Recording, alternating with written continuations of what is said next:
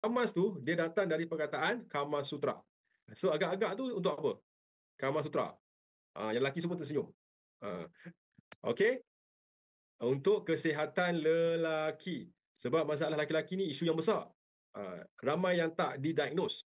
Dianggarkan 45% ke 51% lelaki-lelaki ni kat Malaysia ni ada isu sebenarnya, isu kelelakian. Maksudnya isu sama ada mati pucuk lah, mati pucuk atau lemah tenaga batin. So, sebab itu sebenarnya ni produk yang sangat-sangat berpotensi tinggi untuk membantu ramai lelaki di luar sana. Macam tu. Bahan dalamnya simple aja, ada cengkeh, ada kopi, ada jingko, ada buah pala, ada padam. Of course, dia bukan macam tu je, dia bentuk nano dan okey, men's health. Sebenarnya banyak lelaki bermasalah tetapi mereka malu dan segan untuk minta bantuan.